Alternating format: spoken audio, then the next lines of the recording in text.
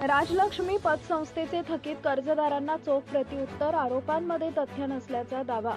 Rajlakshmi multi-state पतसंस्थेवर थकीत कर्जदारांनी केलेल्या आरोपांचे संस्थेनं सप्रमाण खंडन केलं आहे।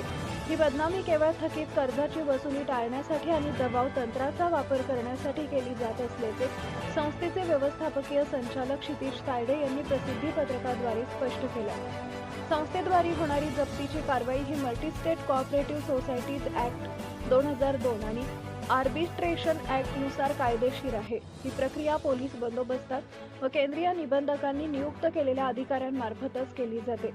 मुख्य कार्यकारी अधिकारी यांची नियुक्ती 2014 ची असल्यानं 2023 ते 24 च्या नवीन नियमावलीचा आधार घेऊन केलेले आरोप चुकीचे आहेत। तसेच त्यांच्या शैक्षणिक पात्रतेबाबतही जनतेची दिशाभूल केली जाते आहे।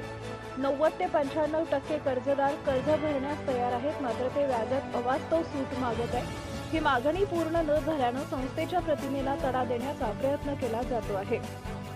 समितीचे अध्यक्ष नरेंद्र लांजेवार यांनी पोलीस कर्मचाऱ्यांशी धक्काबुक्की केल्याप्रकरणी त्यांच्यावर BNS अंतर्गत गुन्हा दाखल असून संस्थेची बदनामी केल्याबद्दल त्यांना 50 लाखांची मानहानीची नोटीस बजावण्यात आली आहे। संस्थेचा कोणताही गैरव्यवहार झालेला नाहीये, केवळ ठेवीदारांच्या पैशांचं रक्षण करण्यासाठी थकीत कर्जाची निक्षून वसुली केली जात असल्याचं संस्थेनं म्हटलंय।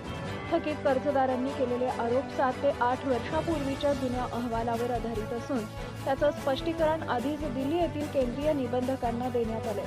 केवळ वसुलीची प्रक्रिया ही थांबवण्यासाठी हे वैयक्तिक आणि निराधार आरोप केले जात आहेत। क्षितिज तायडे, व्यवस्थापकीय संचालक, राजलक्ष्मी पतसंस्था यांनी पत्रकार परिषदेद्वारे कळवलं आहे। Subscribe now and press the bell icon.